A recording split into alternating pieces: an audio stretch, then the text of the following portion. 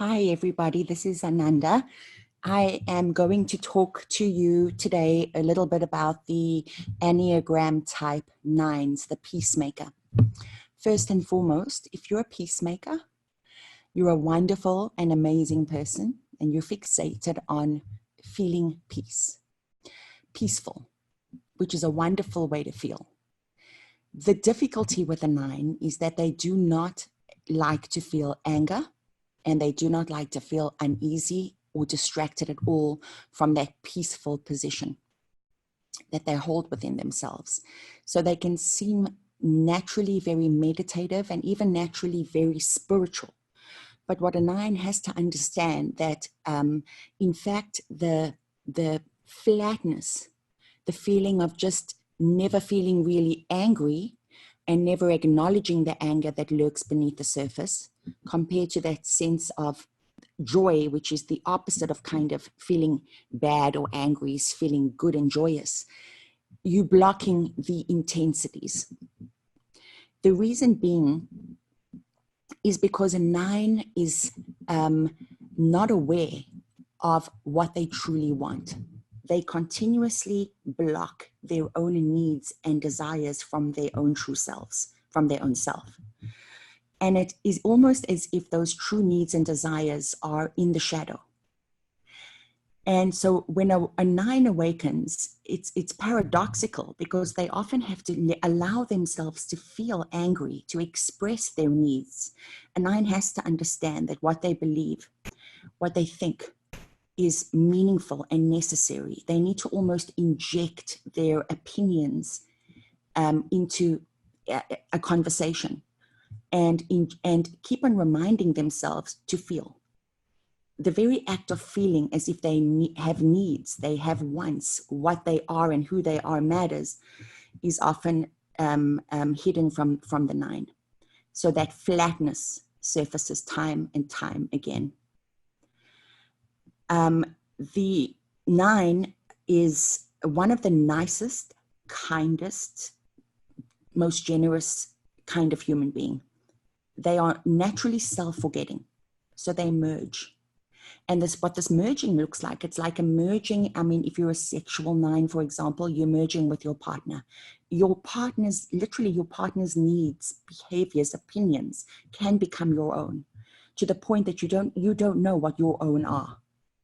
In the social area, 9s can be and probably are the greatest of all leaders, because they truly can be extremely hardworking, like a social 9, extremely hardworking, great in leadership positions, because they're so self-forgetting, they'll do whatever it takes for the group.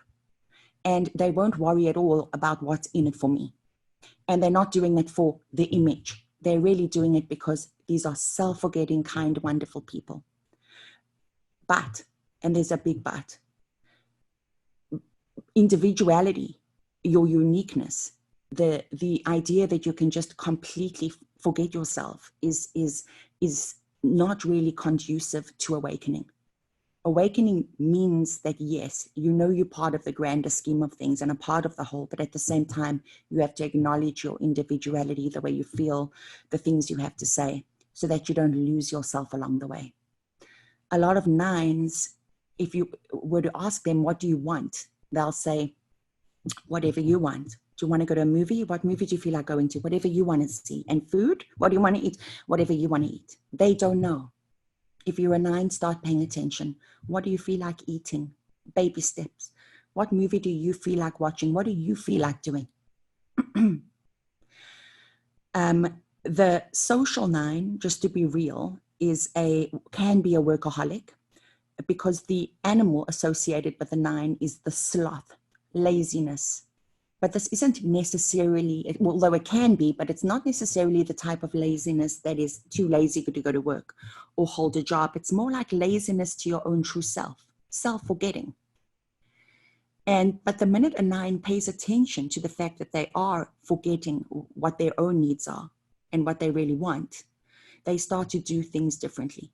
And when you start to actually do things differently, and you start making a conscious effort in your everyday life to insert your needs, to say what you feel, even if you have to fake it to make it in the beginning, it makes the world of difference. You belong, and you're allowed to belong, and you're allowed to have needs, and you're allowed to know what you want to eat, and know you don't have to sacrifice everything about yourself for a group or for anybody else. The point is to embrace yourself as a unique part of the whole and to understand how it is that you're unique. Often 9s don't find their purpose. It happens a little bit later in life. They can be confused. They're so merged, you see.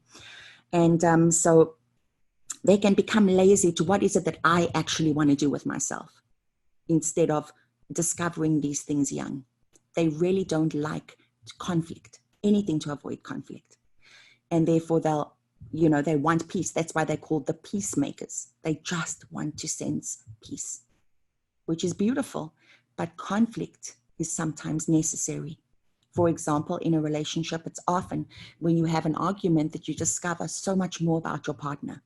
If you can have an argument and talk about it and talk about your differing needs and the things that you don't have in common as well as the things that you do, you come to a way of understanding that you cannot get to necessarily by just being peaceful or pretending that there is no problem. That doesn't work, but 9s are experts at pretending nothing's wrong. They're experts at maintaining a sense of peacefulness. And they have to understand that it's a pseudo-spiritual bypassing. It's not the real deal peace that we speak of as an awakened human being. That peace is not dependent on a state. It doesn't need peace to feel peaceful. It needs to be as it is. It needs to feel that it's allowed to be who and what she is. As far as a self-preservation 9 goes, the self-preservation 9 uses the material world to feel comfort and peaceful. If it has all its needs met, it's in a very peaceful place. If it doesn't, it isn't. So this is the kind of person who can even use their habits. For example, I wake up in the morning, I brush my teeth, I go exercise for an hour, and then I go to work, just living their life in that kind of mundane habit by habit by habit, so as not to feel any form of uneasiness. They have to stick to this rigidity in order to feel peaceful. Because if they were to break out of that pattern, it could bring them a feeling of, uneasiness or anger or frustration, and 9s don't want to feel those things. Often 9s aren't aware how they merge. I always say they're so empathic, hugely empathic people, particularly the social 9 and the sexual 9. There's a great story I heard, I forget where I heard it. It was about a man who was married to a woman, and he was a 9 and she was an alcoholic. And for years, they were married for many years, he drank with her and thought he was an alcoholic. Eventually she passed away and he never drank again. He was so merged. You see, they just do what the other person's doing for the sake of peace. If you're a 9, you're amazing. They are one of my favorite types because they're just such caring, kind, self-forgetting, selfless, amazing people. I can truly say that I think the best leaders ever are social 9s. They make a massive difference on the world stage. And so again, we're not looking at I'm not going into everything that's right about each fixation here. I want to go into what we have to look at so we can make the necessary changes. Why? So that our essence can flow through, so that we can be authentic, so we can embody our awakening in a way that serves us and serves everybody else. Please book your sessions. Please like and subscribe to my channel. Let me know that you're enjoying this. The other reason I'm talking about 9s and all the Enneagram types very briefly here is because we can develop compassion. It's all very well when we go look at an Enneagram book and we learn what our type is, or our boyfriend's type, or our girlfriend's type. Yeah, that's great. But everyone else has a type. And as soon as you can understand what everybody's type is, you can develop a compassion. Why are they behaving the way they're behaving? Is there another way I can see this person? Is there another way I can help this person be the best version of themselves? Instead of judging them according to our lens on the world. Remembering there are 9 lenses on the world, 9 different types that see the world in a completely different way. They respond, react, feel, think, and do things differently. That's what makes us so unique. It's by understanding and developing compassion that we become the best versions of ourselves, and we become a society that is actually helpful and kind and compassionate. Anyway, thank you. This is Ananda Devi. Remember to like and prescribe, and I'll see you guys soon where we talk about the Enneagram Type 8. Bye-bye.